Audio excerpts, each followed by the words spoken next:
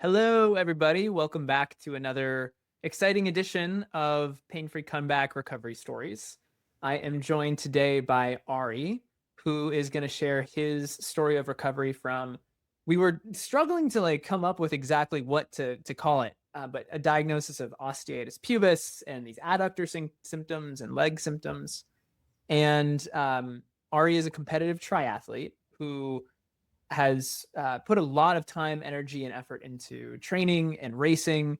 And these symptoms were really preventing him from being able to train and race and perform, have the freedom that he wanted with his body.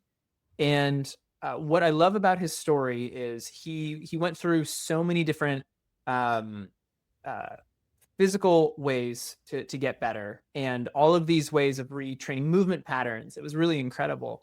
And coming on to the TMS stuff and seeing how there was a mind-body component to his symptoms, but not having it click quite yet. And even in the first, few weeks that we were working together, stuff wasn't clicking. And then everything started to come together, and was just able to complete a big triathlon goal that he had, and has a lot, I think, of wisdom to share and inspiration to share with everybody. So we'll get into all of that. But for now, Ari, thank you so much for taking the time and for being here. Thanks for having me. I'm honored to be here. Yeah. So for folks getting to know you a little bit, just give a little bit of an overview of who you are, kind of what your life looks like, and especially kind of before you had your symptoms come on. Sure. I am now 44 years old. I lived in New York City for essentially 2 decades. And in my kind of mid to late 30s, a friend of mine was doing the New York City Marathon. I had played competitive soccer growing up. I had like a little bit of running here and there, like sort of got on a spin bike for 20 minutes, watching a Netflix show, that sort of thing, but like never really got into athletics as an adult. And fast forward, a friend of mine's training for a New York City Marathon, invites me on a run. I did a couple runs with him and kind of liked it. And then he asked me if I wanted to do a half marathon with him. Started doing a few runs with him, liked it, picked up like an outer leg thing, IT band thing, which of course I was training like an idiot at the time because I didn't know what I was doing or how to manage mileage or anything. But came back from that, did a little bit more training, did my first half marathon with him. I think the most I'd ever done was maybe 9-10 miles at that point. Last 3 miles were brutal, but got the bug, got the running bug, and took a little bit of time off, came back, started running again, picked up another little like minor injury thing, and then did some PT, and then it really kind of took off from there. And I did, one half marathon and got faster, and then another one got faster, another one got faster, and came from, I don't remember the exact times, but probably shaped like 20 minutes off of like where I first started with him to like kind of where I got to right before COVID hit. So fast forward, COVID hits, I'm training on my own, doing some stuff on my own. COVID starts to subside, starts to do some racing again. I'm getting faster. And the summer of 22, my father had always been a cyclist, my brother had always been a cyclist, and a teammate of mine was doing the New York City Triathlon, invited me to do with him. And I had done like, Peloton as a cross training thing, but never really liked in any capacity, and dabbled maybe in like a little bit of swimming.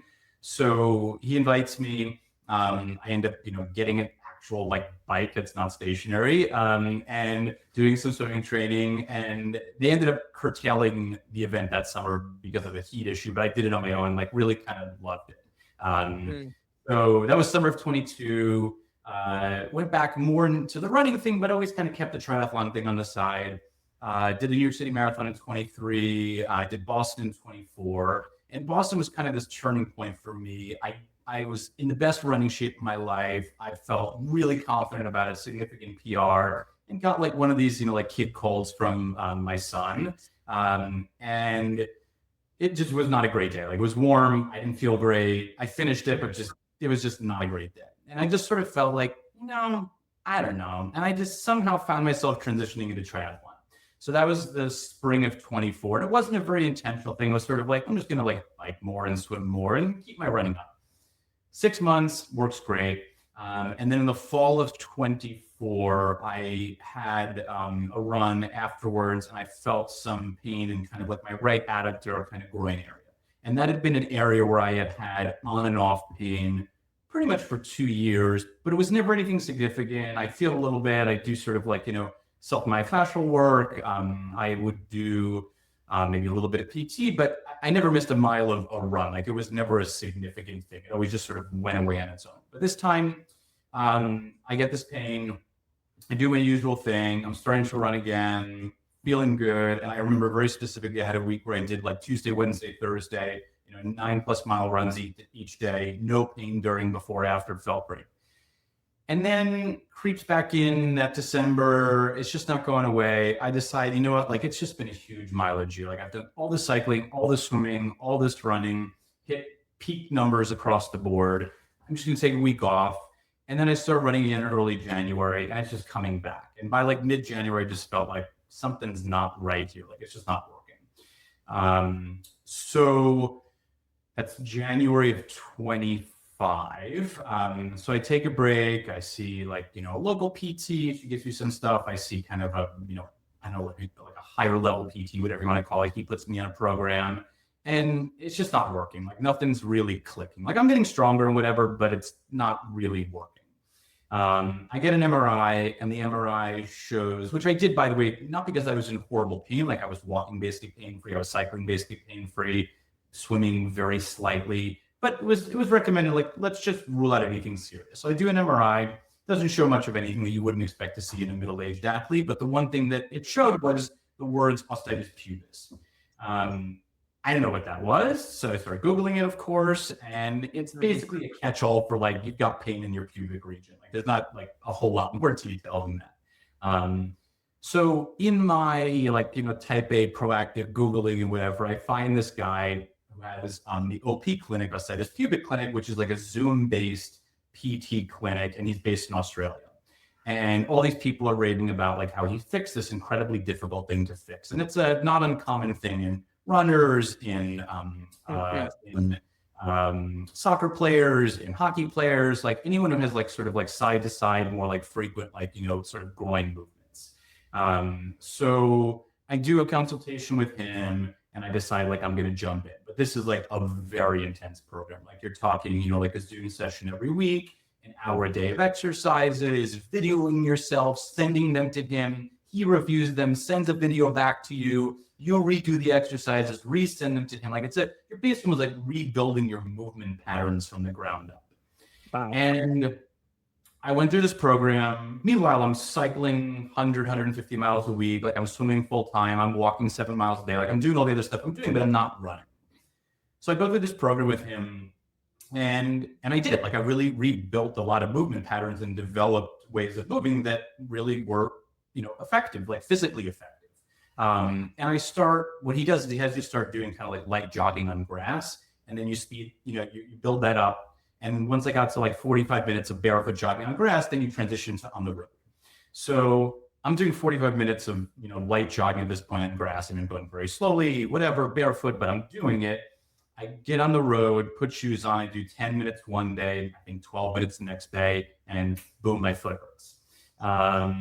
And then sort of get back into it, and then my other foot hurts. And then this thing hurts. And you're shaking your head because this is obviously a very common thing, but at the time I thought like, okay, something is wrong in the way I'm moving, but obviously in retrospect, I know had nothing to do with that. So I think, go ahead, please.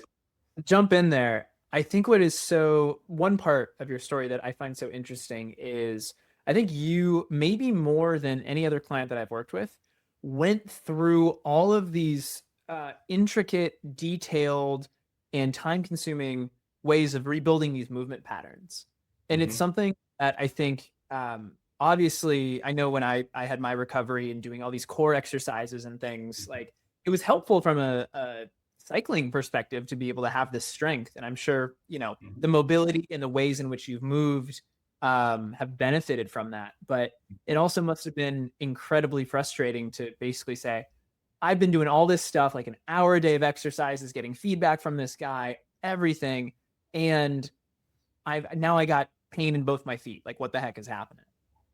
100% correct. And I would also add to that. So I'm doing this interview for two reasons. One, for you, because I think you're amazing.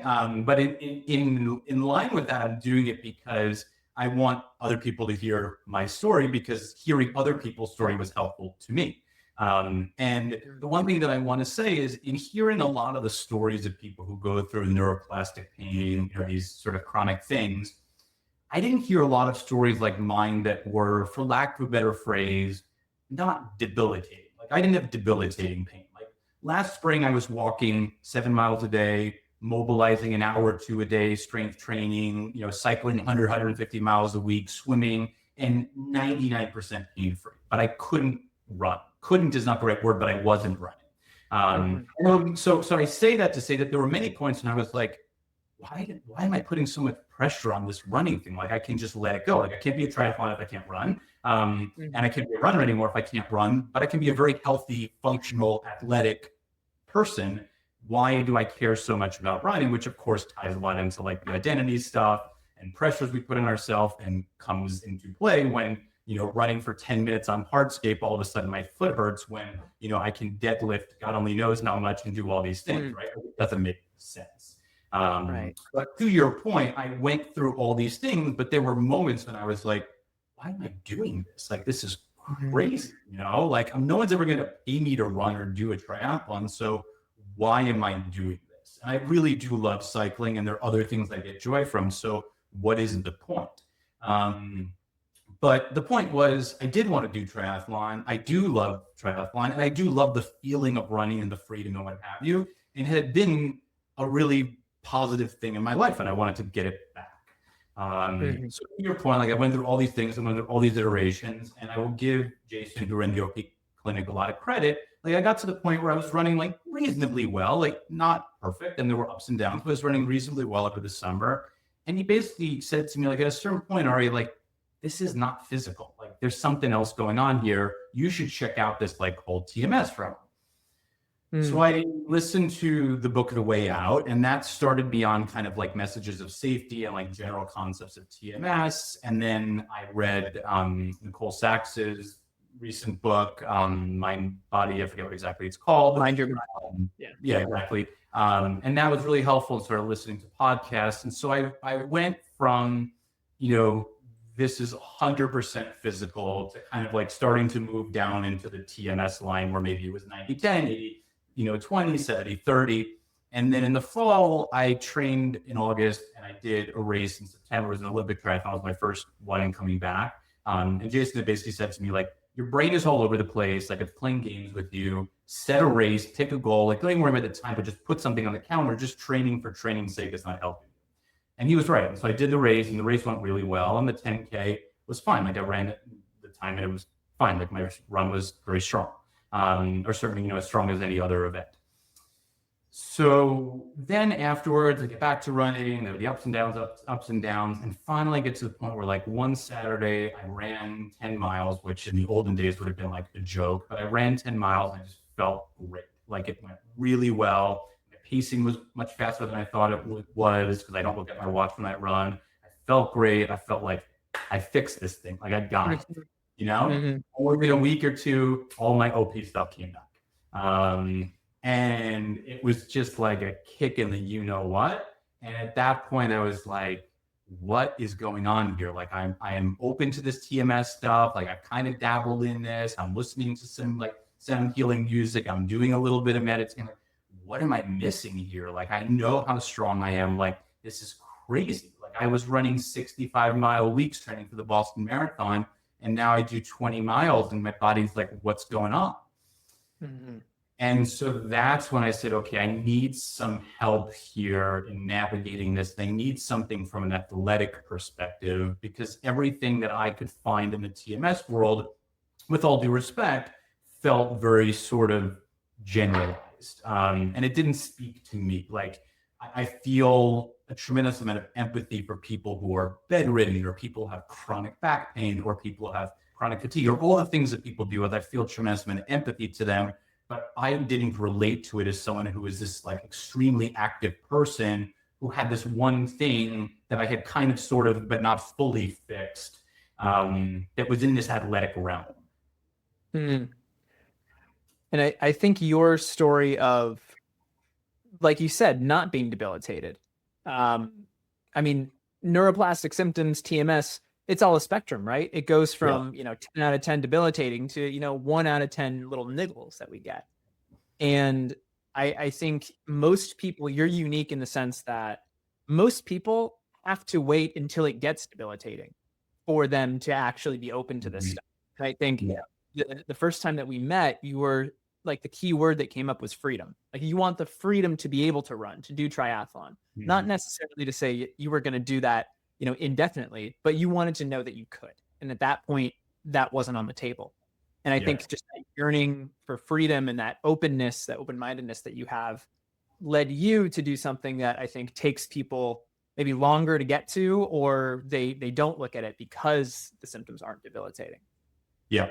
I mean, for me, from start to finish, from okay, I've got this sort of area where I have gun pain on and off, but it's never been an issue. But now it is an issue, to like meeting you and starting to work together was maybe 11 months, something like that. So I went through all these cycles, like the 12 levels of grief or whatever, like pretty fast, which speaks to the kind of person I am, which is both good and bad. Like, obviously, Mm. being so type A and proactive is both great and also terrible. And I have the self awareness to know that now. Like, part of the reason I have these symptoms is because of the pressure that I put on myself, and part of the pressure that I put on myself allowed me to achieve some of the things that I've achieved in life. So it goes hand in hand. Right. But yeah, for me, you use the word freedom, and to have the freedom to know that I can do the things I want to do. Like, I'm thinking about, like, I'm not going to learn to surf this summer, and I want to know that I can do that and not be like, oh shit, is my like back gonna hurt or whatever.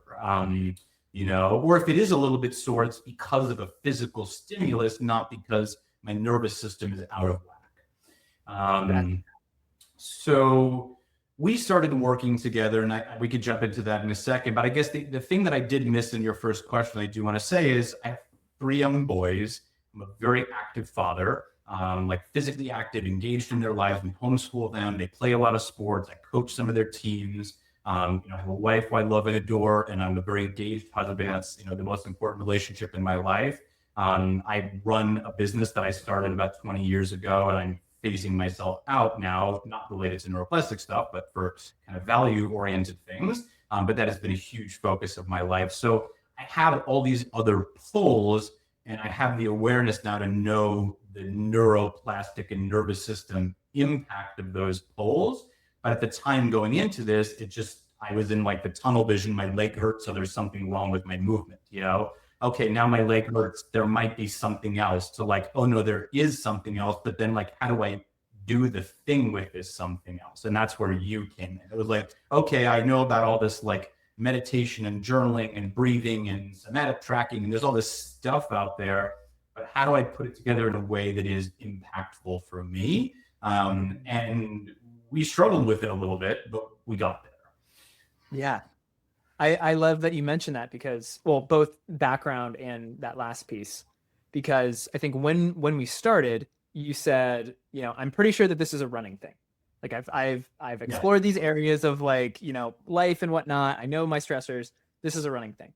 And we went with that for a while. And I think what I observed in like the first few weeks of working together, I was looking at my notes as well before you jumped on, and I think you were 60-40 it being TMS/neuroplastic, and then 40% structural.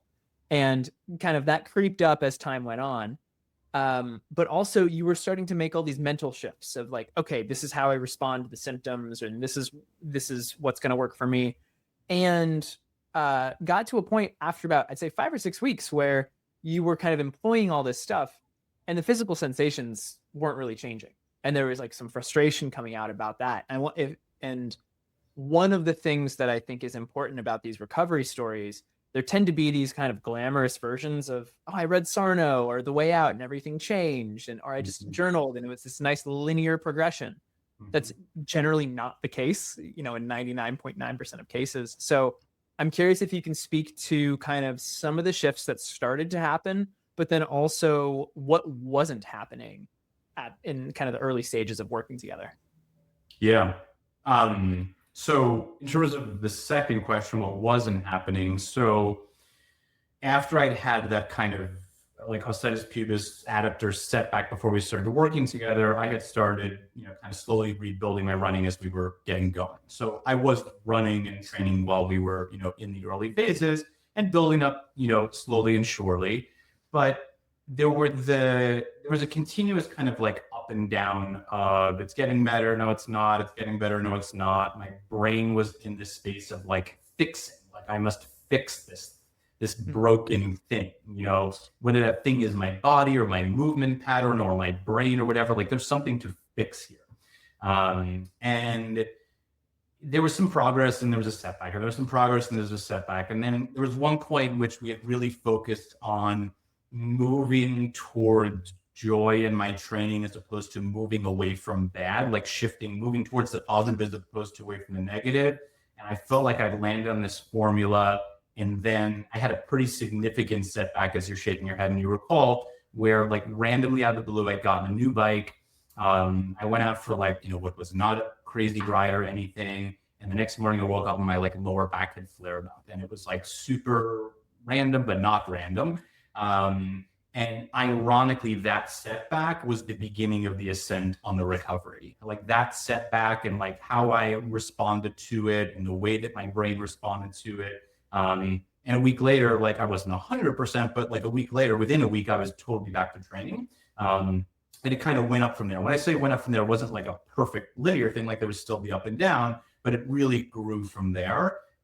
So there were setbacks along the way. It's not this like rosy thing where you like have your first coaching session and like chocolate falls from the sky. Like that's not how this goes. If you're waiting for that, like you're in the wrong place.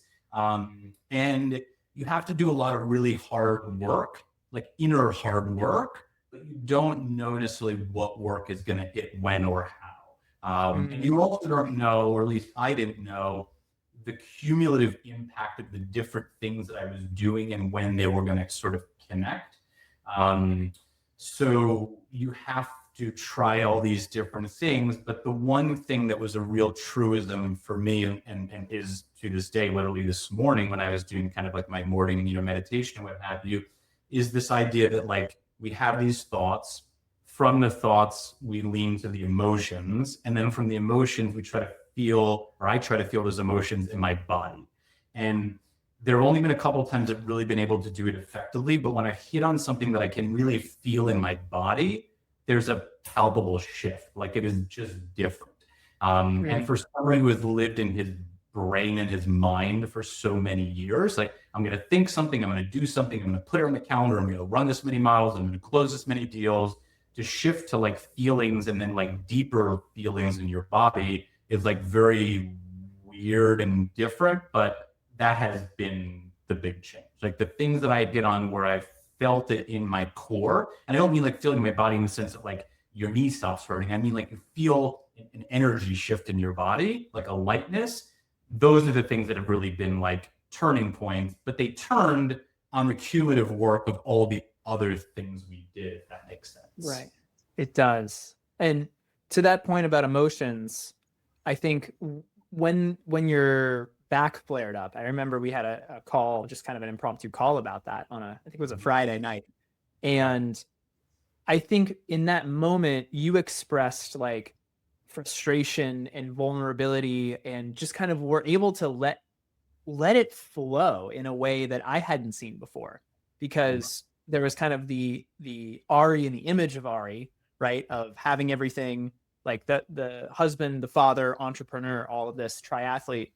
And I think in that moment, you allowed for vulnerability and just letting some of that emotion go. And that's when like things really started to shift. I see that quite often with clients where, once we kind of acknowledge like, yeah, this has really sucked. This has been challenging. Like I'm not seeing the progress that I want in this whole journey that I've been on.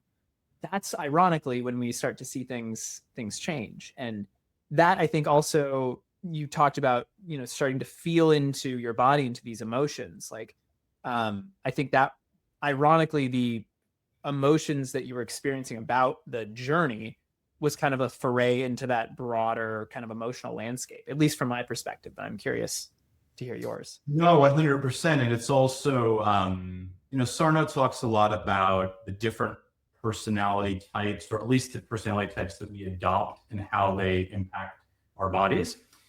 And for me, and maybe for other people listening to this, or for other clients who've had, the personality type of like the doer, the achiever, the successful person, whatever that means from a societal perspective. And the like, I've got it all together, so I can't show weakness, I can't show vulnerability. I don't get stressed, like I don't get worried, I don't feel anxious, like I have everything put together. And starting to let down that guard and recognize and speak about vulnerabilities and bear that vulnerability and accept that no, there is anxiety, there are concerns, or there is stress, or there are worries or fears or frustrations, or whatever the negative symptoms or sensations or emotions are, was and is such a big turning point for me. And I think for a lot of type A people, and many of the athletes that probably would listen to this, there's this feeling of like, I've done all these things in my life. Like I've built this business, I've built this marriage, I've had these kids, I've built this life, I've built this financial freedom, I've built this, athletic career, I've run these races, I've achieved these goals, whatever your things are. So I can do this, I can fix this, I can make it happen, I can will it into action. And while I do it, I'm not going to show any vulnerability because I got it all together, Bingo. And you just described like, endurance athlete perfectly. Like that is the endurance athlete, right? Yeah. Like and I think also like, so we did an Enneagram report on personality types. Mm-hmm. And one of the things for me was always this idea that like, I do the things I do only for me. Like, I don't care about accolades. I don't care about kudos. Like, I don't care about outward validation. It's just for me. And the reality is that's kind of horseshit. Like, I was doing it for some external validation, like maybe not as much as other people, but there was a level to that. And when I could recognize that there was some degree of external validation that I fed on, and then I sought out, and it didn't make me less of a person or a lesser being, but to recognize that existed was a real freeing thing for me. Like, you'll remember when I took myself off Strava, that was a real turning point, because now I knew no one could see any of my training. No one could see how far I ran, how fast I biked, how long I swam, whatever. It was just for me, and it revealed my training for what it was and removed that validation piece, But it never fully goes away, because I could be at the Little League fields and the parents are like, oh, you did a bike race, like, or you did a half Ironman or whatever. And there is an element of like, you feel like a strong adult. Like, I want to model something for my children, but there's also a tipping point into it being unhealthy. Right. Oh, there's so much interesting stuff in what you just said. And I think what we are modeling for, I want to talk about the impact that this has had on like your kids and like how you parent, because I think there's some really juicy things from that. But this piece of external validation, you are also somebody, I think your story is really important to share, because one of the things that you had said, a lot of the TMS work is synonymous with trauma and like experiences, especially as a kid. And one of the things that you said is like, that really wasn't my experience. And I think some people, like myself as well, I have, the wounds and things, as we all do from childhood, but there wasn't anything that I could point to that was like, oh yeah, this is the reason why I'm still, my nervous system, my brain are creating these symptoms. But what you did mention, which I think is equally important, is more of kind of the paper cut as opposed to like a big injury, is the focus on achievement that your family had, right? And like achievement was essentially your way of receiving love or being seen and motivation. And it's not like we're saying, okay, Ari, take all of that off the table and now you need to be soft and da-da-da-da-da. It's like accepting all of these parts of yourself, I think, makes anybody more holistic and whole. And ultimately, the fear of taking our foot off the gas is that we're going to, not be as successful. I think you've proven that that's just not true. But there's so much in there of what you just said that maybe we can unpack it. Yeah, I mean, you use the word fear, and Nicole Sachs talks a lot about fear and how fear is kind of the driver of all this. The fear of the symptoms in many cases, like the fear of not being enough, the fear of making mistakes, the fear of looking stupid. So many fears that drive our nervous system. I think for me, and maybe for other similar folks that might listen to this or might work with you, there's a fear of like being powerless, like a fear of like, I've been able to do all these things, but I can't do this one, or like something's wrong with me if I can't fix this. There's also a fear of like, who am I and what is my identity and what is my value if I remove these achievement oriented aspects of my life, So, as I've been going through this transition of phasing myself back in my work. And this was a very intentional thing. I have 3 young boys. I've been fortunate to have a pretty successful career, built this business. And I realized that time is the greatest commodity that I have. And I want to have the most time I can have with them when they'll still hang out with me until they hate me. And my wife as well. And just, I want to grab these years as much as I can. And I've made a very intentional choice to take time over money and time over material. However, in doing so, I've taken this thing that has been this like daily validating thing for me for years in my professional life, where fitness was sort of like a secondary thing and my career was primary. And now the career's come down somewhat. And so the fitness identity thing started to fill some of that gap. Without me knowing it or being aware of it. And still to this day, like on this day while we're talking, there is an element of like, I went for my bike ride this morning, I did my strength training and like, but if I go a little slower or I don't do as much or it's not as impressive or I don't do that July race, I'm still the same person. I have the same self-worth, but that's a hard thing for me to get to even today. And a couple of months ago, it wouldn't have been hard. It would have been impossible. So I think it's when we tie our self-worth into the identities that we create, and those identities are achievement oriented, and then society gives us this feedback mechanism of social media and Strava and race results and financial achievement and career results and LinkedIn stuff and whatever, you get in this feedback loop of sort of like, the dopamine hits of needing it and wanting it and not recognizing your own value without it. And I think that's the case for a lot of endurance athletes. And the thing about endurance athletics that I will also say, which is good and bad for someone like me, is it's very measurable. Like you and I can have a debate right now, like is LeBron or Michael Jordan the best basketball player, right?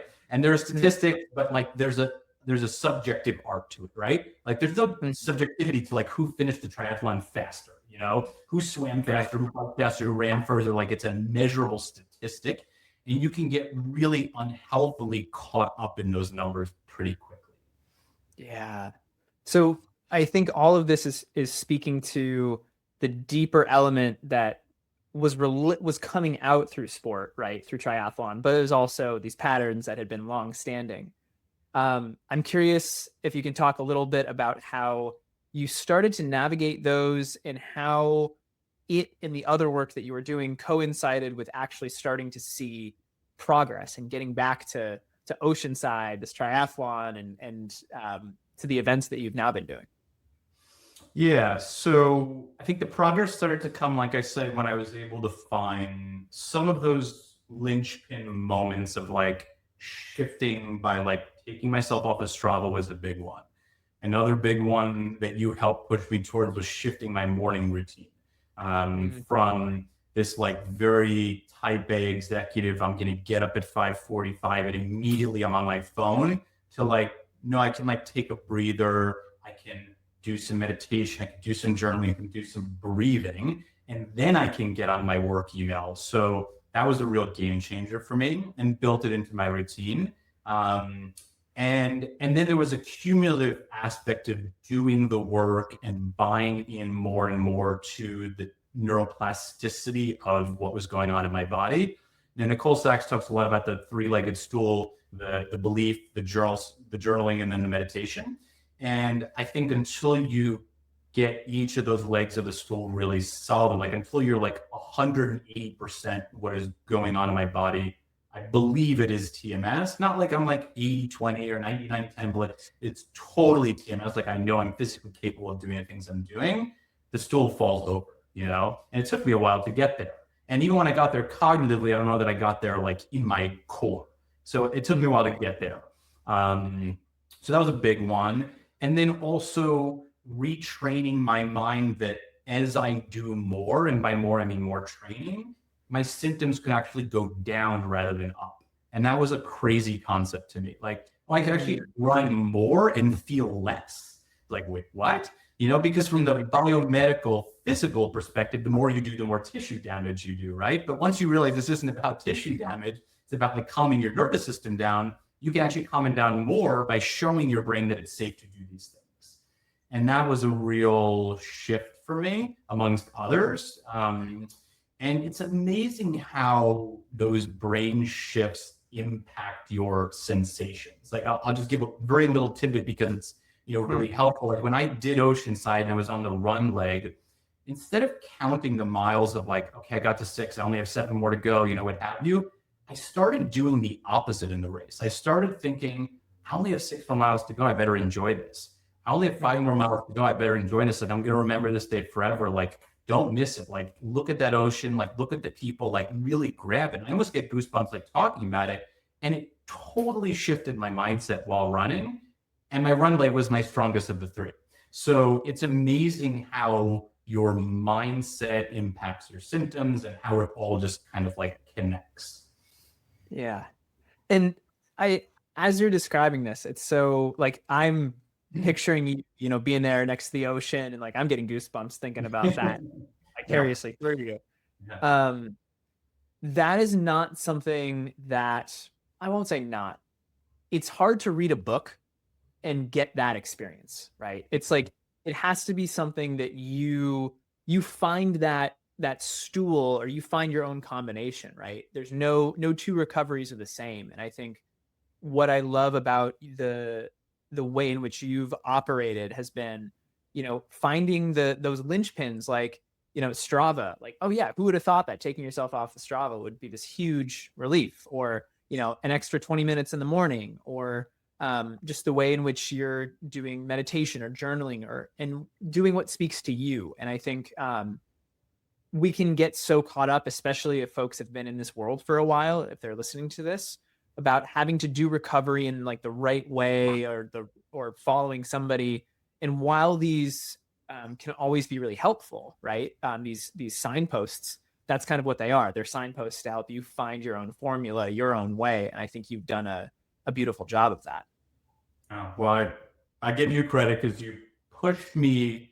I think the thing that you did so well, amongst many other things, is you pushed me enough, but not too much. Like when I needed that kick in the butt, you gave it to me, but not so much that like I would want to like repel against it, if that makes sense, you know? And so the thing that I think we did together over the months that we worked together is we tried stuff.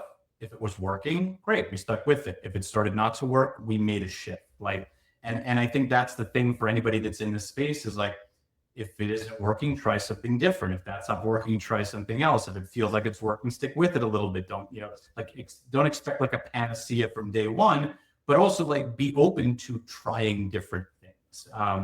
And I think for someone, or for anyone who comes from like a biomedical, physical, I can do it, athlete type A type perspective, that's a hard shift to make, you know, because now it's almost like I'm ceding my control and power because I just have to receive the things that come to me. And if they work great, and if they don't, then I receive a new set of things, you know, as opposed to like, I'm going to control this, I'm going to do it, I'm going to grind it out. You know, that doesn't work. Right. Right. And it can be hard because that's been a success strategy for so long, to be able to grind something out, and probably a large reason why you've been successful as an entrepreneur and, you know, as a family man and all of that. We could go on talking about this for hours. I'm also, I was at your time. Do you have a few minutes to go from the bottom of the hour? Yeah. Because I really want to get into, you talked about Oceanside and getting back to triathlon. You just did BWR, the Belgian Waffle Ride, got second place. You're doing all these physical things that are emblematic of this freedom. Um, One thing I want to touch on are all of the ways in which the way you relate to others has changed. You relate to your role as a father and as a husband. And I'm curious, like, the way in which you're doing little league or coaching little league for your son or sons has changed a little bit. I'm wondering if you can speak to kind of how you're parenting differently and interacting differently Yeah. as a result. So I know we're a few minutes in here, so I'm sorry if anybody misses this because I think this is like the juice that was worth the squeeze. So for the folks who made it here, what I want to say is like, this has been the coolest part of the whole process. Like the physical freedom is amazing. Feeling that when I have little things come up in my body, I have a toolkit to deal with them is amazing. Seeing what I'm able to achieve physically, race-wise, training-wise, etc., is amazing. But, and it's a big but, I am a better human being and a better version of myself today than I was when we started working together. And I can say that unequivocally. I am more empathetic. I am calmer. I am kinder. I am more thoughtful and just generally a better person. And it has translated into the relationship that I have with myself, with my wife, with my kids, the way I parent, like in every way possible. So the thing about neuroplastic pain is you start to realize the ways in which the mental patterns that we develop play out in our bodies, and then you start to see how they play out in others. And then as a parent, and for anyone listening as a parent, you start to see how the way that you parent can either reinforce these societal patterns that some of us have, myself included, or hopefully prevent them or undo them or limit them for your children. And so as a dad and as a coach and all these things, it's so cool to be able to respond to my children in ways that hopefully remove, reduce, minimize the likelihood that they're on a podcast like this in 40 years, because they had, TMS. So like, I don't know what great examples are, but like, my middle son, whose team I'm coaching at the moment, who's quite an accomplished athlete. I mean, he's 9 years old, but he's quite capable. He's very hard on himself. Like he's very hard on himself in terms of his performance. And we had a game a couple weeks ago, I don't remember exactly when it was, where he wasn't thrilled with the way he performed. And lo and behold, the next morning he woke up sick. And the old Ari would have been like, oh, he's sick because he picked up like a bug at school or, whatever, or like with his friends. But I knew immediately that this was TMS, that his body and his nervous system, his brain were trying to protect him from doing this thing that gives him stress and pressure. And so the way that I parent and the way that I respond to him is so different from like, here's cold medicine versus like talking to him about his feelings and the way he feels on the field and what have you. And I'm hoping that all these little moments, have an exponential impact on, his happiness as a human being. And I can see it in him. I can see it in other kids who are not my own children, obviously, the ways in which the pressures that their parents, their coaches, their teammates, their schools, society put these pressures on children, particularly around athletics, the way that it plays out in their bodies. And there's all this discussion around like, youth athletes burning out. I'm like, how does a 12-year-old burn out? They burn out because of all of this pressure. And if we can make it more joyful, and of course there's a competitive aspect and they want to win and what have you, but if we can make it more joyful, it's life-changing for them. So yeah, it has shifted everything about the way that I approach life, way beyond just my, races. At 44 minutes, that's of this interview. Yeah. Part. And yeah. I think, joking aside, like that really is what this journey is about. It starts with this, I have this pain in part of my body, and then it transitions to, gosh, all the ways in which I've been holding myself back and not treating myself with compassion and not living in a way that's been authentic. And that can happen in an infinite number of ways. And I love just, you really understanding the deeper meaning and the message of your symptoms and making a comeback to not who Ari was before all of this started, but to a new version of yourself that is more aligned with who you want to be. It's really beautiful. Yeah. Yeah. I mean, I'm going to go out on a limb and say that 100% of people have TMS. Every single human being out there has TMS. Some may have like a tiny little bit that comes up every now and again. Some may have horrible, debilitating, chronic, symptoms and everything in between. But every human being has a brain and a nervous system and stressors in life and stressors from their childhood and bills to pay and all the things that we have as human beings. Everybody has this, but the way in which you cope with it when you are aware of this world and when you have a toolkit to navigate it and a self-awareness from months of maybe years of working on yourself is totally different. It's night and day. Yeah. So to that point, can you talk a little bit about, what's been going on recently and how you're navigating it in your life in a new way with these tools and these skills? Because one of the things that we say, when I say pain-free comeback, right? Brand and everything, I'm not saying, hey, you're never going to experience pain ever again. It's really like a chronic pain-free comeback. It's like these little things don't have to be chronic. They don't have to stay with you forever. Little niggles and things, like, they will happen because, like you said, we're human. So can you speak to a little bit about how the work that you've done is positively carrying you through this, challenging kind of transition period that you're going through? Sure. So I would say the number one first shift is when I feel things in my body now, my default is TMS, neuroplastic, brain generated, as opposed to my default being physical. Like that is the number one and maybe the biggest shift. So if my ankle hurts or I feel something in my calf or whatever it is, my default is that's TMS, that's neuroplastic. What could be contributing to it? Now, it doesn't mean that I immediately in that moment always solve it, but my mind moves towards that.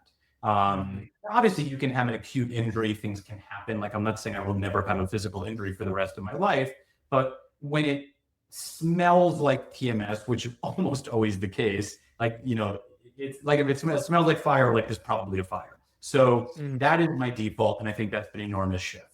Because that is my default, then I go to what are the potential contributors, and maybe it takes me 5 minutes to work through, maybe it takes me a couple hours, maybe it takes me a couple of days. And you once said this to me, and I think it was an astute comment, which is if it lingers longer, there's feedback that your body and your brain and your nervous system are trying to give you. Listen to it, like what else is going on. And so, yeah, it's freeing both in terms of the fact that I can get over the sensations faster. And it's also freeing because they are much less scary when I know that I haven't damaged myself, and so I have things like, when I did BWR, when I did the Belgian Waffle Ride about a week and a half ago, and then like 2 or 3 days later, I was feeling something in my right calf. Like, I know now that it has nothing to do with the ride, because if it had to do with the ride, like I would have felt it during the ride or immediately afterwards. Like, it doesn't pop up like, 72 hours later. That's not how the body works when it's physical. So I think it's been really free. And then I have to spend my morning sessions and, the time that I have throughout the day to work through the harder things to get to the answers. And that's not always immediate, but I know the road I'm going down, as opposed to like, I got to call a PT, I got to call a chiropractor, I got to like fix my leg, I'm not there. It's also funny because like sometimes if I do have a little symptom and I do like a little, like myofascial work, ball work, whatever, and there's no relief, I'm like, duh, of course there's no relief because it's not physical, Yeah. Right. And just that sense of like, it's a relief to know. And I think this comment resonated with you during coaching, like the symptoms are on your side. They're not there to torment you. They're not there to try to make your life a living hell. It's like they're there to communicate something. And it might not be a message that you go, oh yeah, I get it, but immediately, but it's ultimately a part of you that's trying to get your attention and has love for you. So Correct.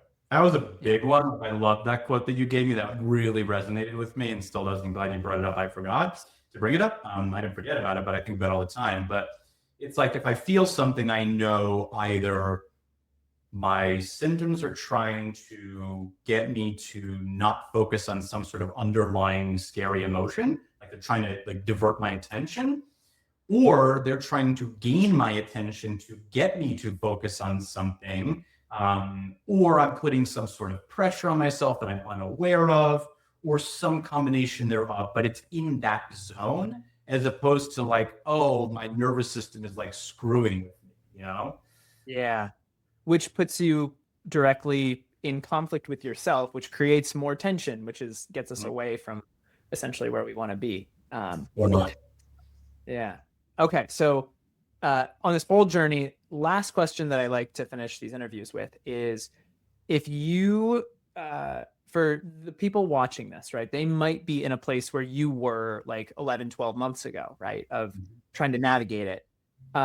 If you could speak to them or speak to, you know, a version of yourself a year ago, kind of where you were, what advice would you have? What would you share? The first thing that I would say is if you're wired like me, it was actually, while it wasn't fun, it was helpful to kind of like go through this sequential process of ruling things out, right? Like it was a lot easier for me to be confident about TMS having done a 3 month like movement rebuilding process, as opposed to like if I just picked up a book immediately and I always had this thing in the back of my mind, like maybe you are running the wrong way, you know, like so the sequential sort of like ruling out process for me and for anyone who's wired like me was really helpful, even though at the time it kind of sucked, you know? Mm. So I want to say that. The other thing I want to say is like one of the cool aspects of this journey that I've gone on my own and with you has been the idea of like being open to an outcome that I might not otherwise anticipate. And like, oh, somebody could be bothering you in the morning, but it's instead of it like going down this like, oh, it's gonna hurt all day thing, like it can be fine in the afternoon, you know, like be open to that as a concept. Like doing more training, you could feel better, you know, be open to that as a concept. And so for someone who was in the earlier phases of my journey, or maybe even before my journey, what I would say is like, you don't know where this path is going to take you, but the openness to the fact that it's going to take you somewhere positive eventually, but you don't know exactly how and where the dots will connect, is something I wish I had known at the time. Like no one could have told me like my back flaring up would have been the start of like my big recovery. Like that wouldn't make any logical sense to my brain at that point. So be open to positive outcomes that will come in ways that you may not be able to anticipate or like plan out in your brain, if that makes sense. Well said. Just having that mindset of curiosity and letting the journey unfold, I think is a beautiful, beautiful way to end this. Ari, thank you so much just for sharing everything. You're being transparent and vulnerable about this whole experience, sharing, you know, what it was like, the dark moments and the successes and all of it. I think this is going to help a lot of people. So thanks for taking the time. Thanks for all your help. All right. We'll see you next time, everybody.